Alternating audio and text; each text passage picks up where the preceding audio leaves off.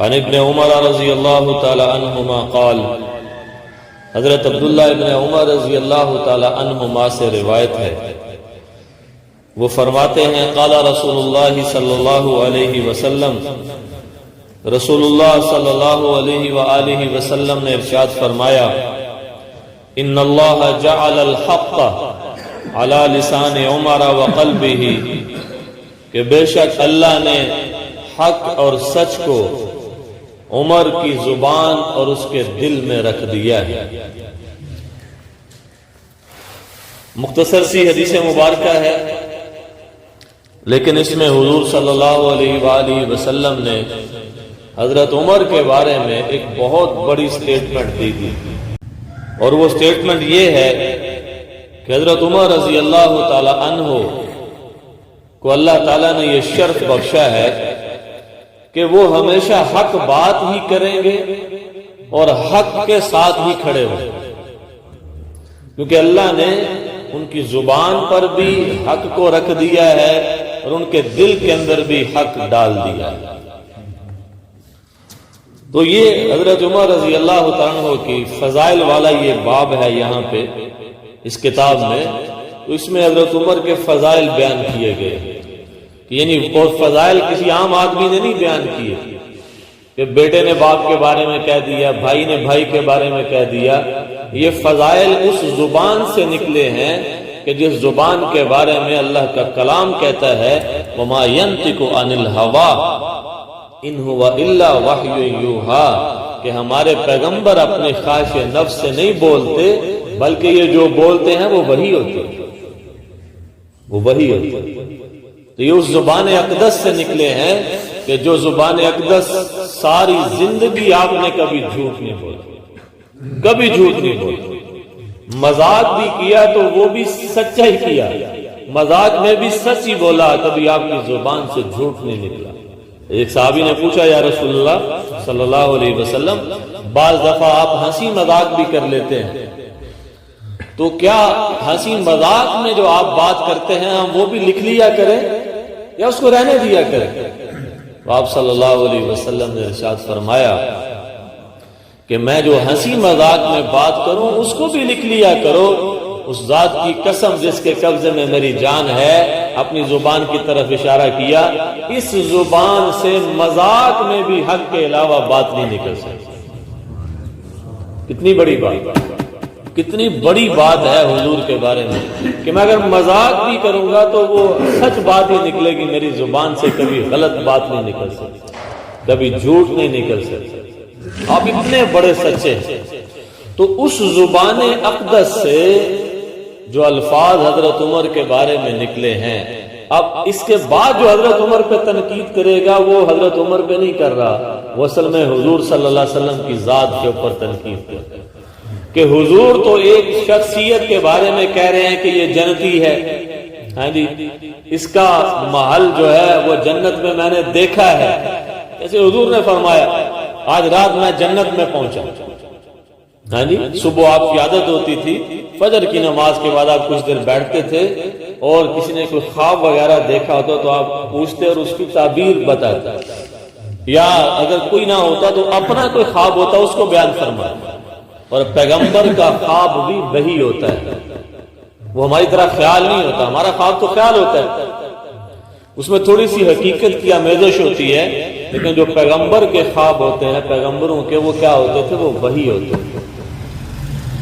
تو حضور صلی اللہ علیہ وسلم نے ایک موقع پہ ارشاد فرمایا کہ آج رات میں جنت کی سیر کر رہا تھا، میں نے ایک بڑا عالی شان محل دیکھا، میں نے پوچھا یہ محل کس کا ہے؟ تو بتایا گیا کہ یہ قریشی نوجوان کا ہے، قریشی نوجوان کا۔ تو فرمایا میں یہ سمجھا میں قریشی ہوں، ہاں جی، تو یہ میرا محل ہے، میں اس میں داخل ہونے لگا تو مجھے روک دیا گیا کہ نہیں یہ آپ کا نہیں، یہ عمر بن خطاب کا، چونکہ ایک ہی خاندان ہے نا، یہ قریش خاندان سے تعلق ہے، حضرت عمر کا، حضرت ابوبکر کا، حضرت عثمان کا، ان کا پیچھے قبیلہ ایک ہے، آگے اس کی شاخیں ہیں۔ تو فرمائے کس کا ہے؟ عمر کا ہے۔ حضور نے پتہ کیا فرمایا؟ فرمایا کہ مجھے پھر عمر سے حیا آئی اور میں اندر داخل نہیں ہوا، باہر آیا۔ تو حضرت عمر کی آنکھیں بھر آئیں، انہوں نے کہا یا رسول اللہ آپ میرا محل تھا تو آپ ہی کہتا آپ داخل ہو جاتے اس میں۔ فرمایا نہیں مجھے حیا۔ اب یہاں بھی حضور صلی اللہ علیہ وسلم کا کہ اخلاق کا لیول دیکھو کہ جنت میں پہنچ کے بھی بتایا گیا کہ عمر کا محل ہے تو آپ داخل نہیں ہوتے۔ تو آپ حضرت علی کا حق ابو بکر کو دے سکتے ہیں؟ ہاں جی، جیسے شیعہ لوگ کہتے ہیں کہ خلافت کا پہلا مستحق جو شخصیت تھی وہ حضرت علی تھے، تو بھئی خلافت تو حضرت حضور نے دی ہے اشارتاً اپنے مسلح پہ کھڑا کر کے۔ تو کیسے ہو سکتا ہے کہ ایک ذات کسی کے جنت کے محل کے اندر کوئی بھی نہیں ہے؟ یہ حضرت عمر حضور کے دوست ہیں، اور حضرت عمر کون ہے؟ حضور صلی اللہ علیہ وسلم کے سسر ہیں۔ حضرت عمر کی بیٹی حضور کے گھر کے اندر ہے، اور حضور داماد ہے، تو داماد اپنے سسر کے گھر میں نہیں جا سکتا۔ سسر تو محرم ہوتا ہے جی، لڑکی کی طرف سے ہو سسر محرم، اور لڑکا ہو تو اس کی ساس محرم۔ یہ ماں باپ کے قائم مقام ہوتے ہیں یہ رشتے، لیکن حضور صلی اللہ علیہ وسلم اس میں داخل نہیں ہوئے۔ تو یہاں سے ایک اور چیز سامنے آ گئی کہ حضور صلی اللہ علیہ وسلم جو کسی اور کے محل کے اندر جنت میں نہیں جا رہے، وہ حضرت علی کا حق حضرت ابوبکر صدیق کو کیسے دے سکتے ہیں؟ یہ بھی حضور پہ بہتان ہے۔ تو بہرحال اسی زبان اقدس نے یہ بیان فرما دیا کہ اللہ نے حق کو عمر کی زبان اور عمر کے دل کے اندر ڈال دیا کہ عمر جو بولے گا وہ سچ ہو، اور ایسا ہی تھا، ایسا ہی تھا۔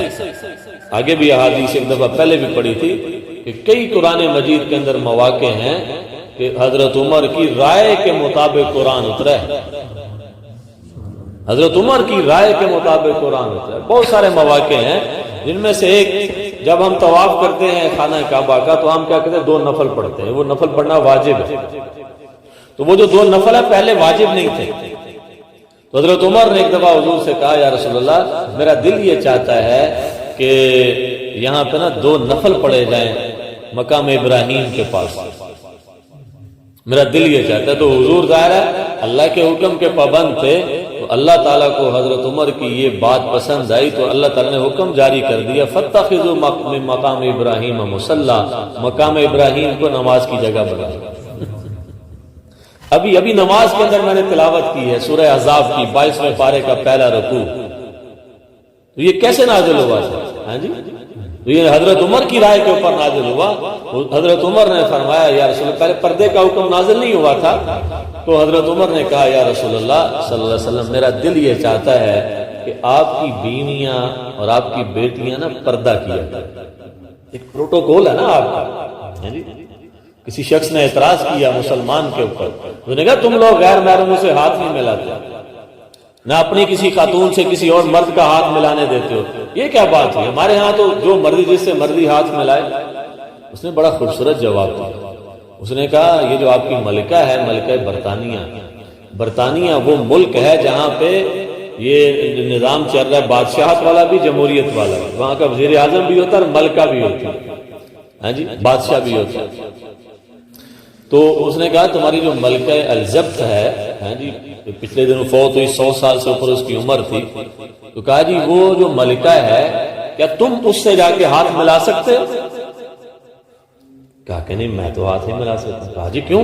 کہا جی اس کا پروٹوکول ہے، وہ ملکہ ہے، اس سے کوئی بھی بندہ ہاتھ نہیں ملا سکتا، عام بندہ۔ ہاں جس سے وہ ہاتھ ملانا چاہیں وہ چند قسم کے لوگ ہیں جن سے وہ ہاتھ ملا سکتی ہیں یا وہ ان سے ہاتھ ملا سکتے ہیں، ورنہ ہر ایرا گارا ان سے ہاتھ نہیں ملا سکتا۔ تو اس مسلمان نے کہا کہ اللہ نے مسلمان کی بیوی، مسلمان کی ماں، مسلمان کی بہن، مسلمان کی بیٹی کو ملکہ کا پروٹوکول دیا کہ اس سے ہر مرد ہاتھ نہیں ملا سکتا، اس سے وہی ہاتھ ملا سکتا ہے جس کو اللہ نے کہا کہ بابا یہ اس سے ہاتھ ملا سکتا ہے۔ تو ہماری ہر خاتون کیا ہے؟ ملکہ ہے۔ اب یہ پروٹوکول ملکہ والا صحیح ہے یا وہ صحیح ہے کہ جس سے مردی بیچاری ہاتھ ملاتی پھر؟ تو حضرت عمر رضی اللہ عنہ نے کہا یا رسول اللہ میرا دل یہ چاہتا ہے میری خواہش یہ ہے کہ ازواج مطہرات اور آپ کی جو بیٹیاں ہیں نا وہ پردہ کیا کہ جب باہر نکلے تو پردہ کر کے نکلے۔ اب دیکھو اللہ تبارک و تعالیٰ کو حضرت عمر کی یہ بات اتنی پسند آئی کہ اللہ تعالیٰ نے حکم نازل کر دیا۔ دو جگہ پہ یہ آیا ہے، آگے بھی یہ آئے گا۔ تو پہلے یہاں پہ آیا کہ اے پیغام اے وقرن فی بیوتکن ولا تبرجن تبرج الجاہلیت الاولی، کہ اے نبی کی بیویوں اپنے گھروں میں رہا کرو اور زمانہ جاہلیت کی طرح بے پردہ ہو کے باہر نہ نکلا کرو، بناؤ سنگار کر کے میک اپ کر کے کھلے منہ باہر نہ نکلا کرو۔ اور پھر آگے آئے گا کہ آگے حکم دیا حضور صلی اللہ علیہ وسلم کو، یا ایھا النبی قل لازواجک وبناتک ونساء المؤمنین یدنین علیہن من جلابیبہن، اے پیغمبر اپنی بیویوں کو، اپنی بیٹیوں کو اور تمام مومنین کی عورتوں کو یہ کہہ دیں کہ جب وہ گھروں سے نکلے تو اپنے اوپر بڑی چادر ڈال دیں۔ اب یہاں بھی حق کس کے؟ حضرت عمر کی زبان سے جاری ہوا، اللہ نے حکم دے دیا، حضور کو کہا کہ ایسا حکم نافذ کر دیں آپ۔ حضرت عمر کی رائے ہے نافذ آپ کر دیں۔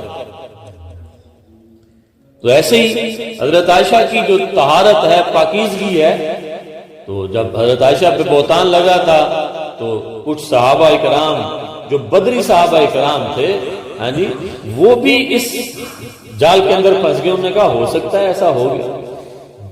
حضرت عمر واحد شخص تھے، حضرت بکر صدیق تو باپ تھے، وہ بولتے انہوں نے کہا تمہاری تو بیٹی ہے، تم تو ظاہر ہے تم نے تو اپنی بیٹی کی طرفداری کرنی ہے۔ حضرت بکر صدیق بالکل خاموش سے کوئی بات نہیں کر رہے، ہاں جی، اور یہ ابوبکر صدیق ہی تھے۔ ابوبکر سے حضرت عائشہ نے نا حضرت بکر صدیق کے اوپر نا کو کہا ابا جان ساری دنیا میرے خلاف ہو جاتی ہے، آپ تو کوئی لفظ میرے بارے میں نکال دیتے اپنی زبان سے۔ تو صدیق اکبر کا جو ان کو لقب ملا وہ ایم ہی نہیں مل گیا۔ بیٹی باپ سے کہہ رہی ہے، اور یہ کب کہہ رہی ہے بیٹی؟ کہ جب نازل ہو گیا حکم کہ حضرت عائشہ بری ہے، تب بیٹی نے باپ سے شکوہ کیا۔ شکوہ کر سکتی تھی، بیٹی تھی، وہ باپ تھے۔ کہا ابا جان آپ کو تو کم از کم میرے بارے میں کہنا چاہیے تھا کہ بیٹی میری کیا ہے، یہ بالکل پاک دامن ہے، اس کے اوپر بہتان لگایا گیا۔ حضرت ابوبکر صدیق کا جواب سنیں جو حدیث کی کتابوں میں موجود ہے۔ حضرت ابوبکر صدیق، اور حضرت ابوبکر صدیق ہی ایسی بات کر سکتے ہیں۔ آپ نے فرمایا مجھے کون سا آسمان سایہ دیتا اور مجھے کون سی زمین پناہ دیتی کہ میں ایسی بات کہتا جس کا مجھے علم ہی نہیں تھا، کہ مجھے تو نہیں پتا تھا کہ تم پاک دامن ہو، یہ جو تمہارے اوپر بہتان لگا ہے مجھے نہیں پتا تھا کہ یہ صحیح ہے یا غلط ہے، تو جس چیز کے بارے میں مجھے پتا نہیں ہے میں ایسی بات کیسے کر سکتا ہوں؟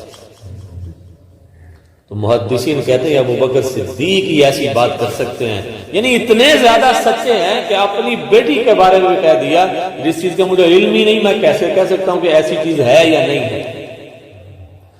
تو حضرت عمر رضی اللہ تعالیٰ عنہ وہ ذات تھی جن نے مسجد نبوی کے اندر کھڑے ہو کے حضور کو یہ کہا تھا یا رسول اللہ، جب حضور نے پوچھا فرمایا یا رسول اللہ میری اگر رائے لیتے ہیں تو میری رائے یہ ہے کہ یہ صرف بہتان ہے، یہ صرف الزام ہے، کیونکہ آپ کے ساتھ جو نکاح حضرت عائشہ کا ہوا آپ نے کیا یا اللہ نے کیا؟ کہا کہ اللہ تعالیٰ نے کیا۔ خود حضور کا فرمان ہے ما زوجت ولا تزوجت الا بوحی، کہ میں نے اپنی اگر کوئی شادی کی ہے یا میں نے اپنی اولاد کی اگر کوئی شادی کی ہے تو میں نے اللہ کے حکم سے کیا، میں نے اپنی مرضی سے نہیں، اپنی مرضی سے نہیں۔ تو پھر حضرت عمر نے کہا یا رسول اللہ پھر جب اللہ نے آپ کی شادی حضرت عائشہ سے کی ہے پھر یہ کیسے ہو سکتا ہے کہ اللہ تعالیٰ آپ کے حرم کے اندر غلط عورت کو لے؟ اللہ کو بھولنے والا ہے؟ اللہ کو بھولا تو نہیں نا، اللہ کو پتہ نہیں چلے۔ اللہ تعالیٰ تو مستقبل اور حال اور ماضی سب ان کے لیے برابر ہے، یہ کیسے ہو؟ تو اللہ کا چناؤ ہے حضرت عائشہ، اور اللہ کا چناؤ غلط نہیں ہو سکتا۔ میرے نبی نے پھر فرمایا تھا عمر تم نے میرے بوجھ کو ہلکا کر اور پھر دیکھیں آپ اللہ کی شان، حضرت عمر مسجد نبوی میں زمین پہ بیٹھ کے کہہ رہے ہیں کہ یہ بہتان ہے، میرے اللہ نے جبریل کو بھیج دیا کہ جاؤ ان کو کہہ دو کہ یہ بہتان ہے۔ لولا اذ سمعتموہ قلتم ما یکون لنا ان نتکلم بہذا سبحانک ھذا بہتان عظیم۔ تمہیں کیا تھا کہ جب تم نے اس کے بارے میں سنا تو تم نے یہ کیوں نہیں کہا کہ یہ کیا ہے، اللہ کی ذات پاک ہے، یہ تو بہتان ہے، اللہ کی ذات پاک کیسے ہے؟ اللہ کی ذات اس لیے پاک، اس میں اللہ بھی بری ہو گیا، کیونکہ اگر حضرت عائشہ بد کردار ہوتی معاذ اللہ تو یہ اللہ پہ بھی بات آنی تھی، تو اللہ کو پتہ ہی نہیں چلا ایک بد کردار کو حضور کے نکاح میں لے آیا، یہ اللہ پہ بھی بہتان آنا تھا، تو حضرت عمر نے گویا اللہ کی پاکی بھی بیان کر دی، حضرت عائشہ کی پاکیزگی بھی بیان کر دیا، اس لیے کہا سبحان اللہ۔ تمہیں کہنا چاہیے سبحان اللہ تو پاک ہے، تجھ سے غلطی نہیں ہو سکتی، تجھ سے خطا، تو حضرت عمر کا یہاں بھی دیکھیں، اس لیے فرمایا، اور بہت ساری مثالیں ہیں، تو فرمایا کہ اللہ نے حق کو عمر کی زبان پہ جاری کیا، عمر کے دل کے اندر اللہ نے حق ڈال دیا ہے، حضرت عمر کبھی غلط کام نہیں کرے گا، کبھی غلط فیصلہ نہیں کرے گا، اور تاریخ شاہد ہے۔ آپ نا بیان کر رہے تھے، جمعے کا خطبہ دے رہے تھے، تو آپ نے فرمایا حق مہر بہت کم ہونے چاہیے، زیادہ حق مہر مقرر نہ کرو۔ ایک بوڑھی خاتون وہ گزر رہی تھی، اس نے سنا حضرت عمر کا خطبہ، اس نے کہا واہ واہ واہ واہ، دیکھو امیر المومنین کو، دیکھو امیر المومنین کو، ایوتین اللہ قنطارا ویمنعہ عمر، اللہ تو ہمیں ایک خزانہ دینا چاہتا ہے، اللہ کہہ رہا ہے کہ اپنی حیثیت کے مطابق حق مہر بیوی کو دو، اس نے تو کوئی حد مقرر نہیں کی ہے نہیں کہ زیادہ سے زیادہ کتنا دینا چاہیے، اس نے کہا کہ اپنی حیثیت کے مطابق دو۔ دیکھو دیکھو اللہ ہمیں خزانہ دینا چاہتا ہے، عمر روک رہا ہے، عمر روک رہا ہے، اللہ ہمیں کہہ رہا ہے کہ بھئی اپنی حیثیت کے مطابق زیادہ سے زیادہ دینے کی کوشش کرو، تو یہ دیکھو عمر ہمیں روک رہا ہے۔ اب دیکھو جمعے کے خطبے کے دوران اس عورت نے آپ کو ٹوکا، حضرت عمر نے چپ ہو، وہ چپ کر کے نا حدیث میں آتا ہے اپنے نا ایسے سر کو جھکا لیا، اور سر کو جھکا کے یعنی غور کیا نا، اس مسئلے میں غور کیا، تو پھر سر اٹھایا، اور پھر کیا فرمایا، فرمایا اصابت امرأۃ واخطأ عمر، عورت صحیح کہہ رہی ہے، عمر سے غلطی ہو گئی۔ اب دیکھو فوراً رجوع کر لیا، فوراً کہا جی واقعی اس نے صحیح کہا ہے کہ جو زیادہ مالدار ہے وہ زیادہ حق مہر دے۔ تو آپ دیکھیں نا یہاں پہ ہمارے یہاں کیا ہوتا ہے، جو مالدار بھی کہتا ہے چلو رکھ لو کو 5000 روپیہ، سونے کا ریٹ میں کو کتنے گئے، تو چلو کوئی 2-4 ہزار کا کر لو ٹھیک ہے، تو جو مالدار ہے اس کو اپنی حیثیت کے مطابق حق مہر بیوی کو دینا چاہیے۔ تو عمر نے کہا کہ بالکل یہ عورت صحیح کہہ رہی ہے، میں غلطی مجھ سے غلطی ہوئی ہے، میں نے جو کہہ دیا کہ حق مہر کم دیا کرو۔ تو دیکھیں تھوڑی سی لغزش ہوئی تو فوراً کیا کر لیا، رجوع کر لیا۔ یہ حضرت عمر کی شان تھی۔ اللہ تعالیٰ ہم سب کو آپ کے نقش قدم پہ چلتے ہوئے زندگی گزارنے کی توفیق عطا فرمائے، ہمیشہ حق کہنے کی اور حق کا ساتھ دینے کی اللہ تعالیٰ ہم سب کو توفیق عطا فرمائے۔